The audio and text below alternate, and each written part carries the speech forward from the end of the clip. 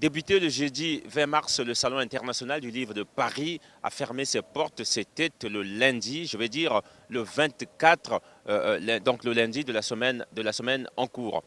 Il y a eu certes bien des stands, Le Seuil, Gallimard, Actes Sud, des stands du Brésil, de l'Argentine, les pays invités, et la ville invitée, nous vous le signalons, c'était Shanghai. Mais il semble que tous les passants honnêtes ont reconnu que le stand livre et auteur du bassin du Congo est l'un des plus attractifs, sinon était l'un des plus attractifs. Ce n'est ni tricher, ni flatter que de dire, encore moins faire plaisir ni à un Français, ni à un Burkinabé. Pour sa 5e participation, le stand livre et auteur du bassin du Congo, sinon le Congo a montré sa passion pour la chose culturelle. Cela se laisse voir par la présence du ministre de la Culture à toutes les éditions, je veux dire les 5, sans oublier les éditions antérieures, où on a vu un nombre important des membres du gouvernement congolais. Et ce stand a attiré François Hollande, autrefois, les membres de son gouvernement.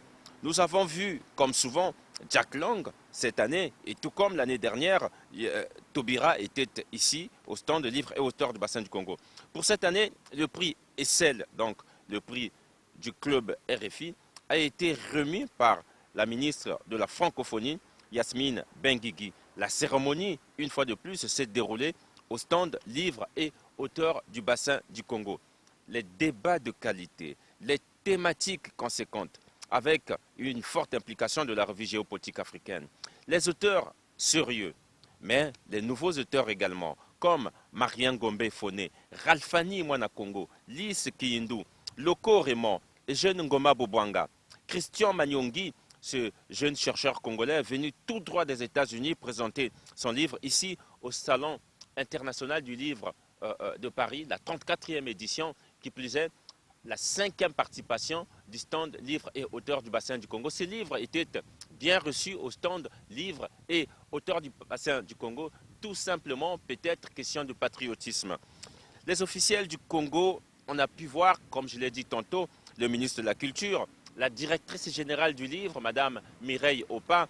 Nous avons vu également Lydie Pongo, conseiller du chef de l'État dans le domaine de la culture, conseiller culturel, disons, le récipiendaire du prix Mokanda, Gabriel Okundi, alias Moinin Okundi.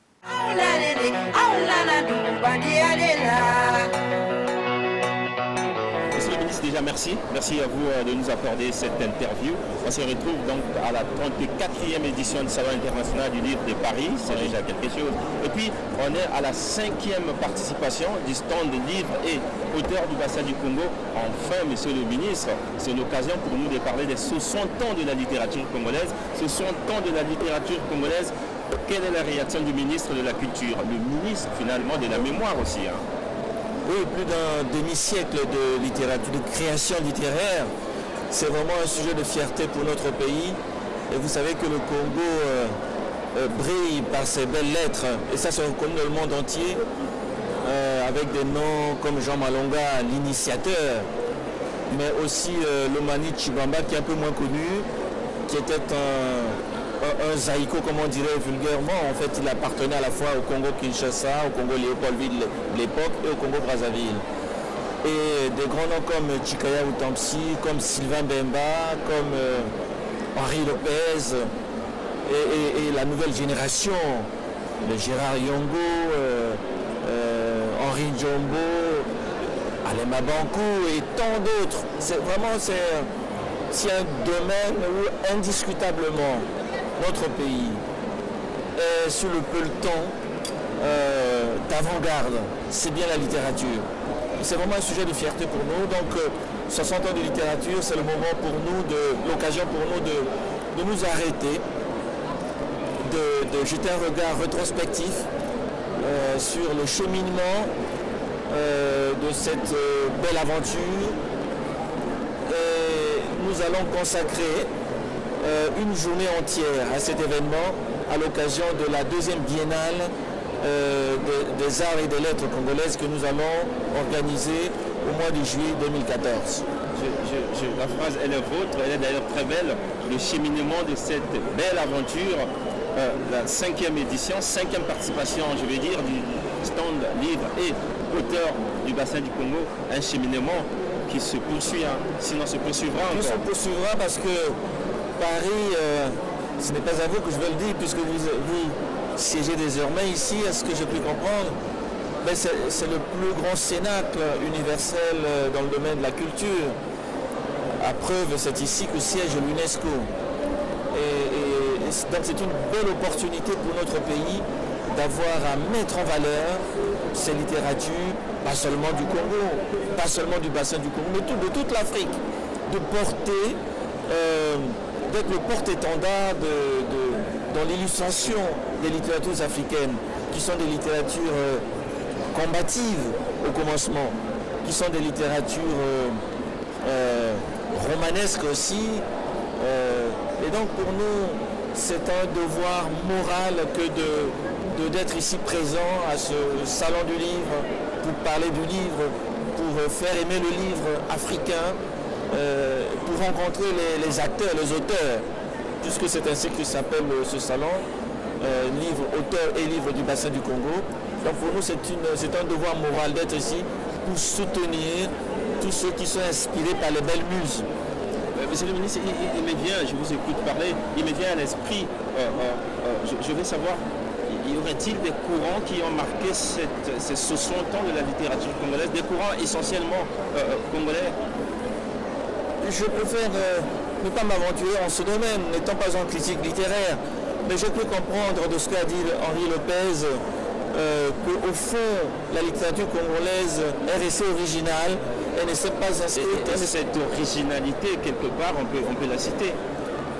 Probablement, mais je sais au moins que un grand nom comme Aimé Césaire a laissé son empreinte sur la littérature congolaise. Quand je lis Sonny Laboutancy, c'est quasiment l'homme révolté de Camus, mais il est dans le sillage de la diatribe d'Aimé Césaire dans Discours sur le colonialisme, je crois, d'Aimé Césaire, ou bien Une saison au Congo d'Aimé Césaire, qui a forgé, qui a façonné les consciences juvéniles des années 70, 80.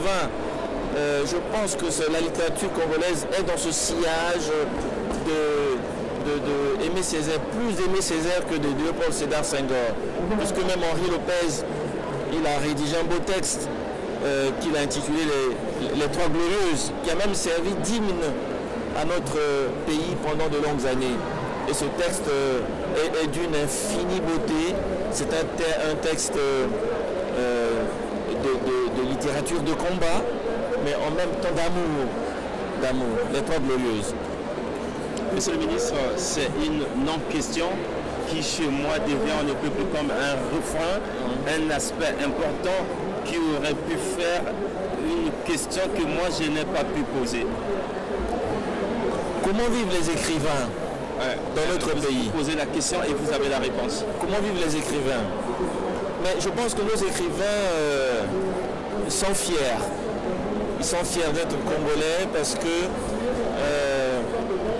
ils contribuent au rayonnement de tout le continent africain. Je crois que vous n'avez pas tort de parler d'un acte de naissance pour le Congo, mais modestement, un acte de naissance qui mérite à être enchéri parce que enrichi. Parce que le curriculum vitae n'est pas statique. Même l'acte de naissance permet, lui, il signale l'instant de la naissance. Par contre, le curriculum vitae suit une dynamique historique à partir de laquelle on peut savoir, imaginer ce qu'un homme fait.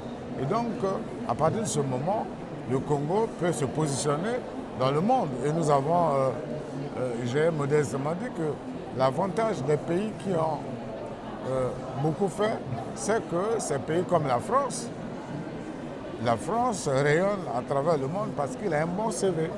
Et qu'est-ce qu'on vous demande lorsque vous cherchez un emploi? On vous demande le CV. Donc un pays doit avoir le CV. Mais l'originalité, comme vous le dites, c'est que nous sommes le premier pays jusqu'à maintenant à avoir mis sur le marché de la culture un curriculum vitae à l'échelle de tout un pays. Monsieur le ministre, à vous entendre, l'affaire n'est plus que vôtre, en votre qualité peut-être de chercheur. Elle serait encore plus étatique, plus nationale, voilà. Le terme est celui-là. La question serait encore plus nationale qu'individuelle ou personnelle.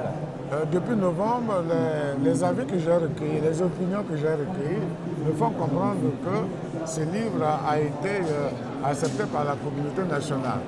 Et je crois que c'est même un élément de fierté. Je ne vais pas citer les noms de certaines autorités qui m'en ont demandé une centaine pour donner à certains invités qui passeront par notre pays. Moi, je pense que c'est un bon accueil pour lequel, modestement, je suis très heureux. C'est le contraire qui m'aurait surpris parce que le Congo est quand même un pays d'inventivité.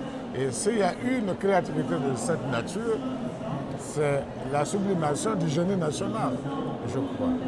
Monsieur le ministre, et puis il y a cette notion qui revient lorsqu'on vous suit dans bien des discussions. La notion de la temporalité, finalement, vous tient. Oui, c'est le sujet du deuxième ouvrage. Le deuxième ouvrage suggère au lecteur le positionnement de la dualité existentielle du Congolais. C'est-à-dire que nous ne vivons pas au XXIe siècle exclusivement, mais nous vivons encore une autre temporalité qui embrouille notre devenir. Vous prenez le cas simple de quelqu'un qui le matin... Une autre temporalité qui embrouille notre devenir. Qui embrouille notre devenir. Oui, notre devenir embrouillé, obstrué par cette double temporalité. Tenez, quand vous allez à l'hôpital, le médecin vous fait une radio, essaie d'interpréter les éléments de la radio, fait le diagnostic, vous avez le diagnostic, le même patient, le soir, il va chercher l'avis d'un féticheur. Ça veut dire qu'il n'a pas confiance à la rationalité qui est mise en circulation dans le monde moderne à partir de Descartes en 1637. Qu'est-ce que Descartes disait? La science avait pour but de dominer, maîtriser, posséder et contrôler la nature. À partir de ce moment, le rationalisme a investi l'intelligence européenne occidentale. Or, nous avons accédé à la rationalité, mais nous sommes toujours embrouillés par notre passé qui nous surprend. Même nous, intellectuels, quand on va à l'hôpital, on ne croit pas qu'un tel est mort parce qu'il a été réellement malade. On pense qu'il y a un sorcier dans la famille. C'est pour cette raison que les personnes âgées sont devenues la proie des illuminés.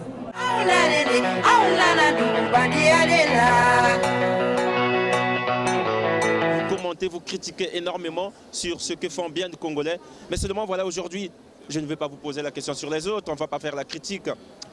On va être avec vous, chaîne de bambou, c'est-à-dire votre ouvrage, de façon presque précise. S'il vous était posé la question de savoir, c'est déjà quoi l'histoire? Oui. Merci pour la question, mais avant d'y répondre, je pense que vous avez tout à fait raison de parler des autres, parce que c'est ça la littérature aussi. La littérature, c'est une aventure, c'est la rencontre avec les autres. Donc un livre, par exemple, voilà, on le publie, et puis on attend que l'interaction se fasse avec les autres. Donc moi, l'activité de la littérature, je la conçois comme ça, comme un partage. On lit les autres, et puis après, on a envie d'écrire soi-même aussi. Donc La chaîne de bambou, c'est mon premier roman. J'ai écrit... vous avez écrit également des nouvelles? Voilà, j'ai publié 2 recueils de nouvelles, un essai. J'ai publié aussi ici et là quelques poèmes, mais je n'ai pas encore publié de recueil en tant que tel. Et donc là, justement, je me disais, après avoir lu tant de beaux romans, après avoir lu tant d'auteurs qui nous inspirent et qui, on se dit, on aimerait essayer également. Donc moi... C'est ce qui ressort dans la 4e de couverture, où vous montrez avec beaucoup de sagacité ce jonglage des mots. Des mots, tout à fait. Non, mais il fallait que moi aussi, je m'essaye, hein, je prenne la plume, que je me mette dans la peau du romancier pour produire cette œuvre. Donc dans ce roman, il y a plusieurs thématiques abordées, plusieurs sujets, des sujets de société qui nous interpellent tous, parce que j'attends aussi du lecteur, lorsqu'il lit, de réagir aussi, hein, d'expliquer un peu lui quel aurait été son point de vue. Mon but n'est pas de donner des réponses dans ce roman-là, mais d'interpeller le lecteur. Donc il y a plusieurs sujets de société, mais s'il faut parler d'un sujet... La rencontre finalement finalement dans la ville lumière, la rencontre de Tout à fait. Mia Voilà, qui arrive Corinne. et Corinne. Voilà. Donc Mia arrive en France, elle découvre l'Europe. Elle pensait que voilà, elle avait une image de l'Europe et puis elle arrive, elle est confrontée aux réalités du lieu, des réalités qu'on ne connaît pas tout à fait ou qu'on ignore même lorsqu'on est en Afrique.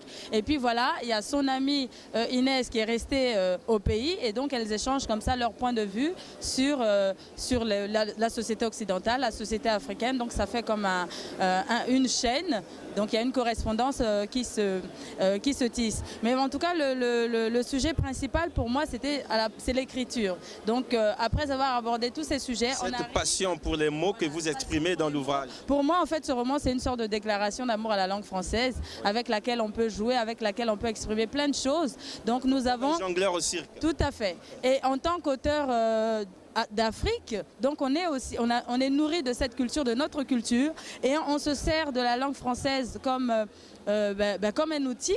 Donc je pense que la posture de l'écrivain africain, c'est vraiment une belle posture. Moi, je pense qu'on a cette chance-là. Christian Manyongi, merci. Donc voilà qu'on se retrouve une fois de plus ici au stand de livre et auteur du bassin du Congo. Ton livre, Le mystère de pyramide résolu, continue à faire son chemin. Je pense que tu discutes avec les gens une fois de plus. Les gens aussi semble-t-il, ça marche. Christian, pour être synthétique, moi je m'en vais donc te poser cette question. Quel rapport existe-t-il entre la théorie et le changement climatique? Voilà. Alors, ma théorie vient pour révolutionner notre conception du changement climatique. Dans ce sens que mes recherches, mes investigations pointent vers le fait que le centre de la Terre est constitué par un noyau grise, et ce noyau génère est responsable de notre champ magnétique. Donc, ce champ magnétique est en train de décroître. Et ce qui, évidemment, crée ces changements climatiques que nous observons de nos jours. Dans mes recherches, j'en suis venu à la conclusion que le pyramide avait été utilisé dans les années antérieures, dans des centaines d'années, dans le même contexte, de maîtriser et fournir de l'énergie à ce noyau de la Terre. Donc, une fois que l'énergie est scientifiquement envoyée au noyau de la Terre, cela apporte une plus grande force au champ magnétique terrestre et stabilise ce que stabilise l'équilibre biologique. Vous nous laissez entendre également que cela apporte énormément à l'agriculture. Tout à fait. Alors vous avez les aspects positifs de l'utilisation du pyramide. Vous avez sur le domaine agricole, sur ce qui est donc l'économie. Vous avez aussi sur le domaine énergétique, ce qui veut dire qu'on peut avoir accès à l'énergie libre. Donc vous avez aussi le côté thérapeutique, ce qui veut dire qu'avec la science de pyramide, on peut avoir des guérisons naturelles. Et il y a aussi d'autres aspects qu'aujourd'hui on ne peut pas développer, mais cette science peut avec plusieurs aspects, dont notamment celui de la connaissance de la pierre. Gérard, finalement, on vous a donné raison. Aujourd'hui, vous en avez deux, une nuit blanche, et puis le tout premier, un gourou apprenti sorcier qui ne devrait pas être à la une, mais finalement à la une parce qu'actualité oblige. On vous a donné raison. Bravez le lion et le lion vous craindra. Sachez commander à la douleur et la douleur se changera en bonheur. Je pense qu'il y a des signes qui indiquent très clairement qu'il y a quelque chose qui s'est passé sur la lumière des récents événements de la RDC et qui ne trompe pas que finalement à Dieu revient la gloire parce que c'est Dieu qui a voulu m'utiliser comme instrument pour s'exprimer, pour faire passer un message. Et je constate avec vous que le message qui a été donc le message écrit dans ce livre est celui qui a apporté la lumière, Seigneur, justement à ceux qui étaient comme sous l'emprise, n'est-ce pas, des forces du mal, notamment de ce prophète qui est en fuite. Juste un mot pour le salon, très important pour les auteurs. Hein. Oui, très important parce que tout le monde se rend compte que finalement, quand un écrivain écrit, ce n'est pas pour dire n'importe quoi, mais c'est pour faire passer un message qui peut avoir aussi force de vie. En tout cas, à côté, je l'ai dit, hein, je suis en face aussi de Lobelt Tshisenga. Cette fois-ci, je ne corche pas le nom. Lobelt, vous avez un projet. Vous êtes du côté de la Guyane, mais vous êtes congolaise. Vous avez un projet qui peut servir de pont entre le Congo et la Guyane. Oui, tout à fait. Ça fait 30 ans maintenant que je vis en Guyane et que j'organise le Salon du Livre où il y a toujours des auteurs qui sont invités. Cette année, on a eu en 2013 le ministre Djombo qui était là, venu présenter ses livres. Et nous partageons entre la Guyane et le Congo Félix Eboué.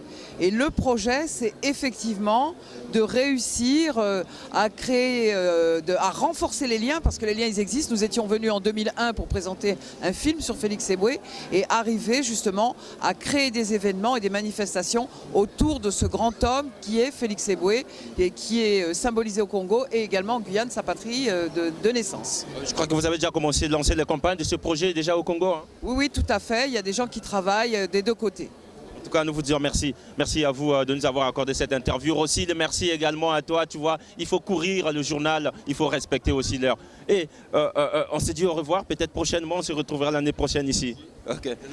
Merci. Et j'ajoute ma troisième main. L'occasion se présente ici à Paris, au stand de livres et auteurs du bassin du Congo. Comme quoi, il ne fallait pas se voir en ce moment-là, attendre inconsciemment le stand livre et auteurs du bassin du Congo, je veux dire la 34e édition du Salon international du livre de Paris. Moi je viens des sinistrés de l'au-delà. Vous revenez sur ce grand moment difficile qu'a connu le Congo en 2012, le 4 mars. De façon donc simple, mais surtout en peu de temps et en peu de mots, si vous pouvez revenir sur l'essentiel de ce que vous avez eu à écrire dans ce livre, Les sinistrés de l'au-delà. Comme c'est dit en peu de mots, et je vais tenter de le faire, il est difficile pour un écrivain de retrouver sa pensée, mais je vais tenter quand même de le faire. Les sinistrés de l'au-delà, c'est vrai que ce sont les événements du 4 mars qui m'ont inspiré ce livre. Les sinistrés de l'au-delà parlent d'un jeune qui fait la prison alors qu'il a 12 ans, et pour la cause, il est le chef de file des petits de son quartier. Et un jour, ils iront gabarer le train, permettez-moi le terme, et finalement, au cours de cette randonnée, un des petits va tomber du train et il va se faire couper la tête et deux de ses membres. Alors ce petit, c'est le fils d'un commissaire de police. Un commissaire qui, dans le quartier, d'habitude, il ne soucie pas avec les gens, il est très méchant avec les gens dans le quartier. Donc, finalement, il va prendre le jeune Hugues, qui est le chef, donc le fils, qui est le personnage principal, le foutre en prison, et il va y rester pendant 7 ans. Et il sortira de cette prison à la faveur donc, des événements de Biafra. Donc, qui constitue donc cet événement du 4 mars, finalement, que je transforme en explosion, oui, c'est la politique de question. Donc, en explosion de Biafra, qui fera que les portes de la prison s'ouvrent et tout le monde est basculé ça et là, et lui donc sortira de la prison à cette occasion. Qu'est-ce que c'est beau de découvrir les comédiens, notamment par la littérature. Oui, tout à fait. Merci d'abord à vous de m'interviewer. Normal. Je suis comédienne effectivement et j'écris beaucoup ce que je joue, plusieurs projets. J'écris également des contes pour enfants qui ne sont pas encore joués, mais la plupart. Alors, moi, ce que je veux savoir, vous êtes dans quel type de thématique dans votre écriture, bien sûr? Alors, dans mon écriture, pour le public adulte, je parle souvent de tabous. Je traite de tabous. Ça paraît vague, hein? Le tabou, alors tout ce qui dérange un petit peu, tout ce qui bouscule les consciences, ça peut être l'inceste, la sexualité en général, les rapports hommes-femmes dans la violence qui peut y avoir, également les drogues, tout ce qui nous chagrine, qui nous peine, tous les fléaux de la société en fait. Et j'écris de manière décalée en général. Des malades précieux, paru aux éditions L'Armatan. Alors de façon synthétique, si vous pouvez revenir sur l'essentiel de cet ensemble, je veux dire de ce recueil de nouvelles. J'ai sélectionné 11 histoires qui se passent toutes en Afrique et tous les personnages principaux et même tous les personnages toujours sont africains. Les territoires sont imaginaires, aussi bien les noms des villes, des quartiers. Bon, évidemment, il y a quelques assemblages qu'on reconnaît assez facilement. Donc il y a de tout. Il y a un fil conducteur quand même, c'est la jeunesse africaine. C'est la jeunesse estudiantine, c'est la jeunesse qui a du mal à s'en sortir pour plusieurs raisons. Tout conséquences de la guerre, destruction de l'université, destruction de l'école, comment on va faire pour s'en sortir. Il faut gagner son pain lorsque les parents ne peuvent plus assurer. Nous avons aussi d'autres qui veulent s'en sortir, mais qui ont par exemple un boulot qui ne rapporte pas assez et qui font appel à l'aide d'un parent plus ou moins proche. Et on a des doses de cynisme quand même parce qu'il y a des gens qui hier n'étaient rien du tout et qui du jour au lendemain se retrouvent entre griffes quelqu'un, toujours entre griffes, et qui font preuve de beaucoup de cynisme pour pouvoir ne serait-ce qu'apporter une petite aide qui pourrait changer la vie d'un très proche, d'un neveu, d'un nièce ou autre. Donc c'est tous ces éléments-là. Et vraiment, on retrouve des foyers qui sont, on va dire, assez africains.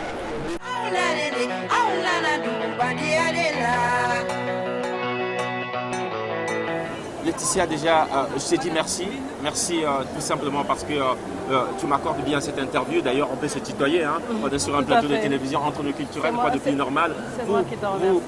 Sinon, tu fais partie de ceux-là qui donnent sens et puissance à la culture sur la place parisienne, d'autant plus que vous donnez assez de tonicité à la culture congolaise en votre qualité de producteur. Moi, je suis content de vous retrouver ici au stand Livre et Auteur du bassin du Congo, la 34e édition du Salon international du livre. La première des questions, je m'en vais vous la poser.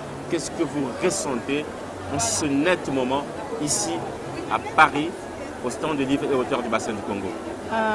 Bon, je te remercie beaucoup de m'avoir donné l'occasion de m'exprimer sur les ondes de ta chaîne.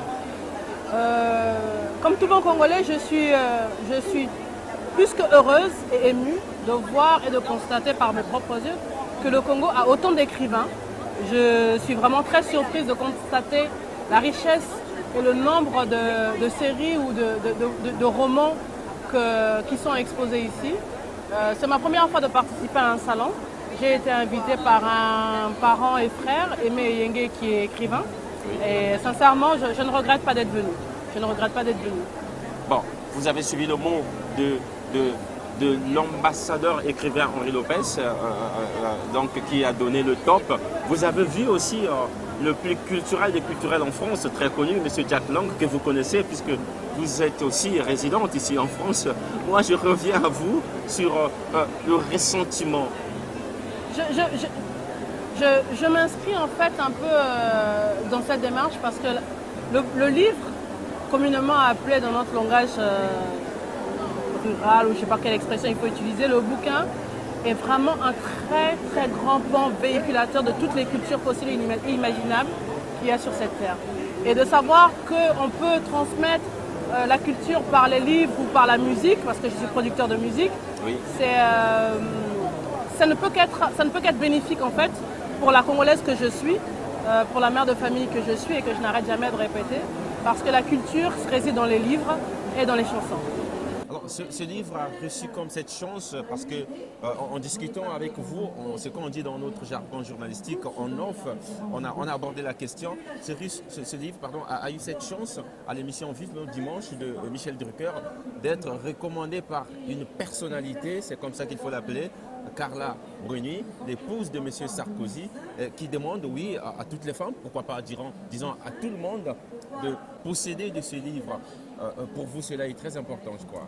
C'est très important, d'autant que Madame Carla... Entre parenthèses, ça veut dire qu'elle a lu le livre. M'excusez de vous interrompre. Voilà. Tout à fait, elle a lu le livre, Oui. Elle a beaucoup aimé, et Oui. c'est pour ça qu'elle a tenu à le présenter dans l'émission Vivement Dimanche de M. Drucker. Drucker, oui. Et ça, c'est une vraie reconnaissance, parce que d'abord, Carla Bruni est une femme très instruite, très cultivée, qui est très sensible à tout ce qui est bien-être, et autant mental que physique. Et donc elle a trouvé réellement des solutions dans ce livre, elle a trouvé une sensibilité et aussi une certaine beauté, parce que j'essaye dans ce livre d'écrire avec un petit peu de poésie de temps en temps. Il ne s'agit pas simplement de faire une analyse, je dirais, froide et philosophique des agressions au quotidien, c'est aussi tout un travail de ressenti et d'expérimentation. Alors vous, finalement, vous portez plusieurs vestes. Vous êtes informaticienne, vous avez fait informatique, vous faites self-défense, mais vous êtes aussi docteur en philosophie. La question est simple, comment faites-vous pour trouver le temps, le temps d'écrire? Alors c'est une question d'organisation. En général, j'écris très tôt le matin, avant de partir au travail. Je m'organise ou bien très tard le soir. Alors, vous vous imposez cet exercice presque hebdomadaire, sinon quotidien, de quelques feuillets par jour. Alors je ne m'impose rien, hein. C'est vraiment une nécessité d'écrire. Ça vient tout seul. Bon, après c'est vrai qu'on a un rythme à avoir. Lorsqu'on écrit un livre, il faut le rendre à une certaine période, mais c'est jamais quelque chose que je m'impose. C'est un véritable plaisir. Merci à vous de me recevoir. C'est vrai que le salon c'est un événement de tout instant et il faut saisir l'instant et c'est ce que nous faisons en ce moment. Donc je suis ici pour vous présenter mon roman, mon premier roman, même mon deuxième, puisqu'il s'agit d'une saga en plusieurs tomes. Là, j'en ai publié 2. Là, vous avez pu... Vous avez dit saga. Oui, voilà, une saga familiale, trambage créole. Donc, Secret de famille, c'est le premier tome. Et effectivement, je parle de 4 familles, représentées par 4 jeunes adultes, qu'on suit dans leurs histoires, leurs secrets de famille, autour des thèmes de l'héritage, la famille recomposée, les différences de religion, et plein de problématiques familiales comme celle-là, et brodées autour de l'histoire et de la culture des Antilles. Voilà.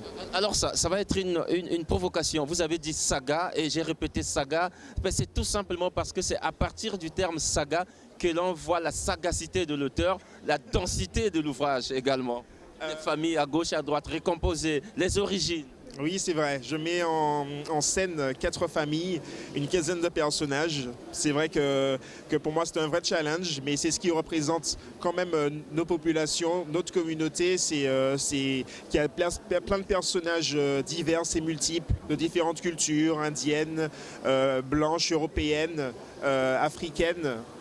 Donc il me fallait mettre en exergue tous ces personnages, toutes ces cultures et il n'y avait pas d'autre façon que d'en faire un trempage justement. Comme quoi on est tous des métis, hein? Ah oui, tout à fait. Et on a une histoire très très très riche et on a toujours à dire. C'est pour ça que je suis parti dans une saga, un livre ne suffisait pas.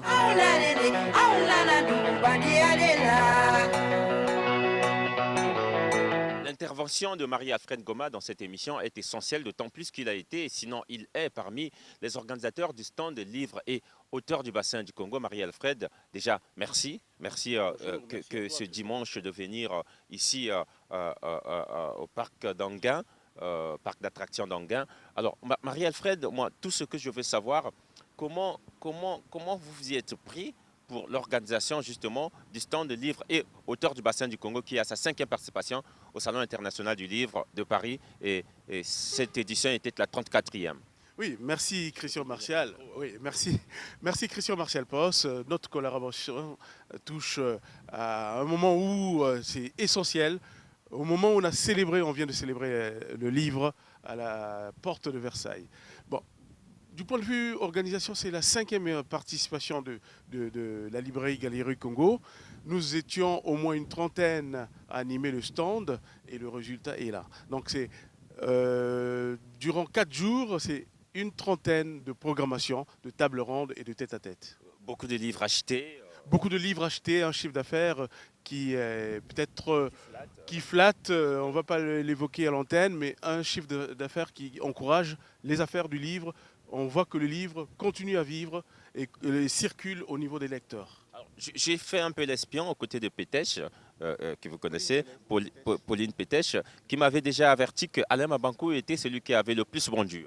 C'est que Alain Mabankou, c'est toujours le lauréat pour les ventes, parce qu'il a quand même beaucoup de titres, et puis il est toujours au niveau des médias, comme quoi il faut être aussi au niveau des médias pour bien vendre. Donc aujourd'hui, Alain Mabankou est incontournable. Il va diriger pour cette année, il est président du livre du jury France Inter.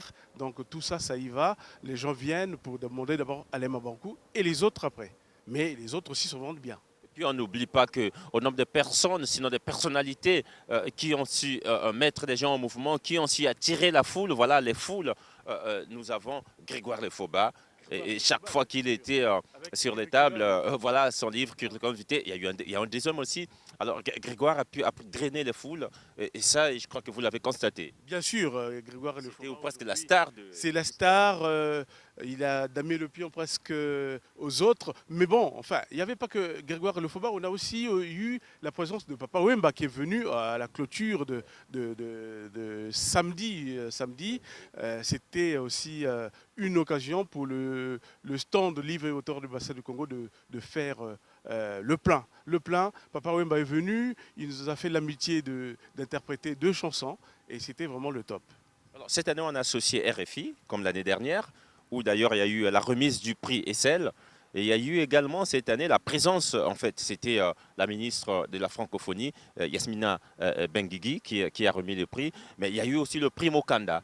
Alors là, ça s'est passé de façon plus ou moins un peu trop vite, je ne vais pas dire comme une lettre à la poste. Ben non, en fait, non. C'est qu'on a gardé le meilleur pour la fin. C'est-à-dire qu'on a donné rendez-vous aux lecteurs, aux amoureux de la culture, de la poésie exactement. Rendez-vous au mois de juin. Le prix Mokanda a été attribué à Gabriel Okonji, le Mouéné, le grand poète. Ce n'est pas le premier prix qu'il reçoit, mais il est honoré quand même, d'autant plus que le prix Mokanda, c'est le prix qui est attribué par le stand livre et auteur du bassin du Congo.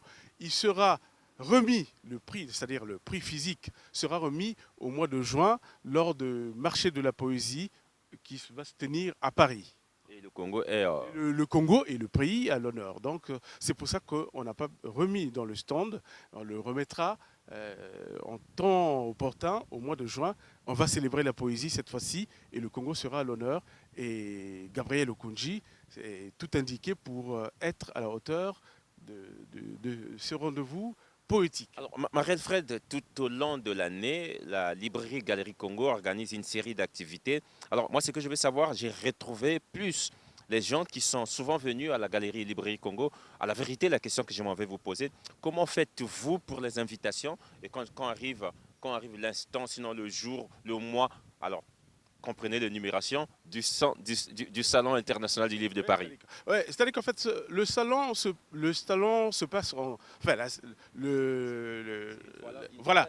C'est-à-dire qu'en fait, il y a d'abord le jeudi où c'est sur invitation. Et après, les autres jours, c'est aussi invitation, mais ce sont ceux qui sont venus. Là, par exemple, nous sommes au premier trimestre 2014. On a réalisé 3 grands moments au niveau de la librairie. Ceux qui sont venus le plus, eh ben, ce sont les premiers servis qui sont et à la fois et jeudi et les autres jours pour venir comme invités dans le stand du bassin du Congo. Ce qui veut dire vous bâtissez votre listing des invitations par rapport à la présence marquée à la librairie Galerie Congo avec les différentes manifestations culturelles qui sont organisées à la librairie Galerie Congo, plus précisément dans la rue Vano. Tout à fait. C'est exactement ça, mon cher Christian Marcel Post. C'est-à-dire qu'en fait, il faut encourager la culture. Ceux qui sont fidèles à la culture, et ce sont les premiers servis, on les invite en premier. Les temps forts, le premier temps fort du salon, c'est le jeudi. Là, c'était le jeudi 20, et ce sont ceux-là qui sont venus à partir du listing. Ceux qui nous ont fait l'amitié de venir souvent à la rue Vano, eh ben, ce sont ceux-là qui sont venus au vernissage. En tout cas, on ne pouvait, je voulais dire, oui, conclure cette émission sans vous proposer cette interview, interview synthèse, qui sert même de conclusion, peut-être, que nous a accordé la directrice générale du livre, Mama Livre, bien sûr, Madame Mireille Opa. Et à côté de Mireille Opa, vous verrez, c'est Aimé Eyenge, avec qui nous avons parlé des 60 ans de la littérature congolaise. C'est à vous de suivre.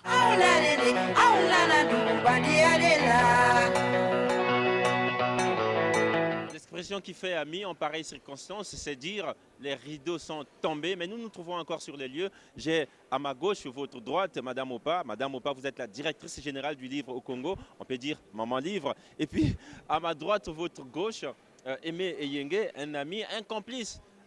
Voilà, Aimé a mené à bien le concept 60 ans de littérature congolaise. Aimé, merci. Merci à vous aussi, Madame Opa. Madame Opa, nous sommes donc arrivés au terme de la 34e édition du Salon international du livre de Paris, qui plus est la 5e participation du stand des livres et auteurs du bassin du Congo, en votre qualité de responsable du livre au Congo. Juste une petite synthèse, sinon bilan de ces 5 jours ici à Paris.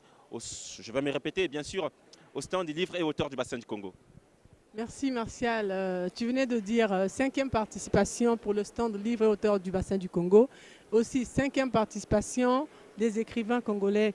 Parce que depuis la première édition, le gouvernement, par l'entremise du ministère de la Culture et des Arts, soutient les écrivains en faisant le déplacement de Brazzaville vers Paris pour assister à ce salon. Et là, nous sommes à notre 5e édition pour assister à la 34e édition du Salon du Livre de Paris.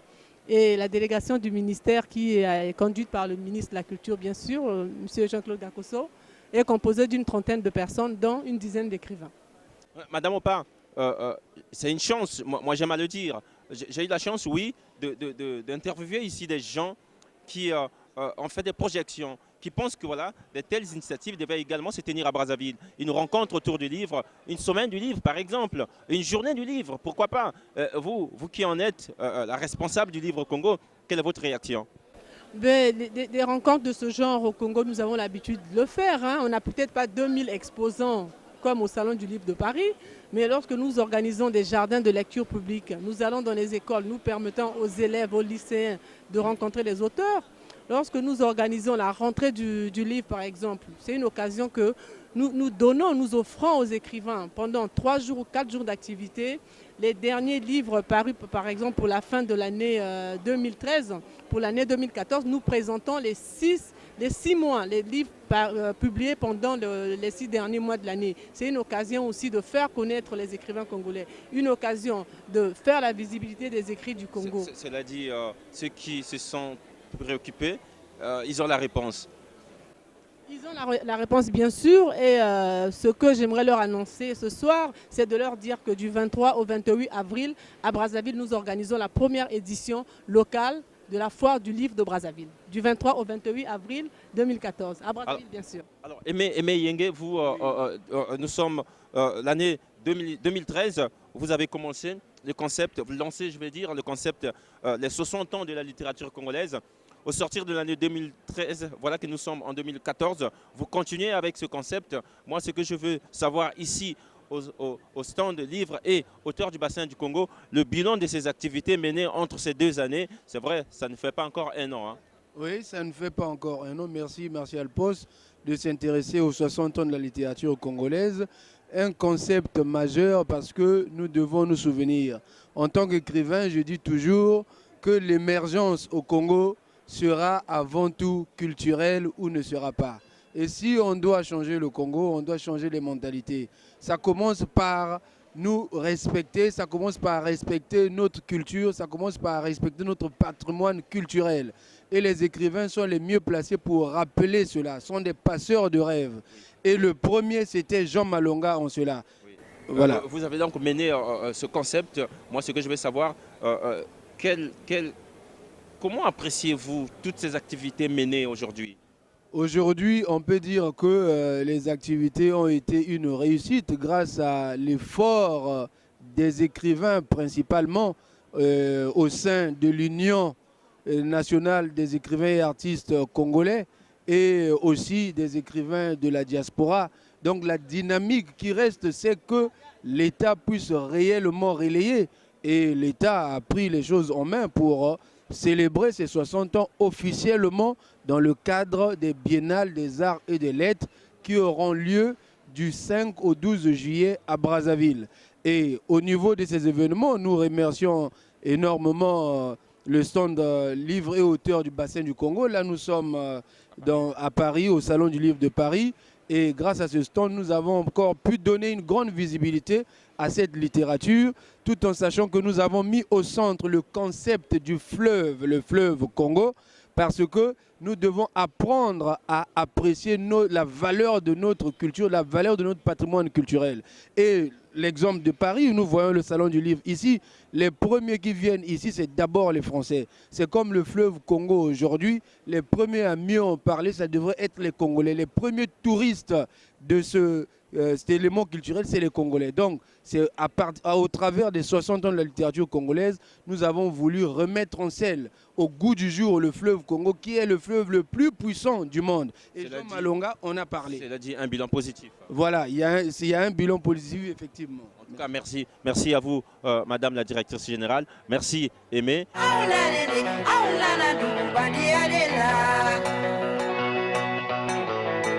Alors voilà, ainsi donc s'achève cette édition spéciale dans sa première partie, d'autant plus que nous avons réalisé au-delà de 100 interviews, tous ceux-là qui nous ont accordé l'interview, qui ne se sont pas reconnus dans cette émission, qui n'ont pas vu leur image dans cette émission, ne vous en faites pas, il y aura une deuxième.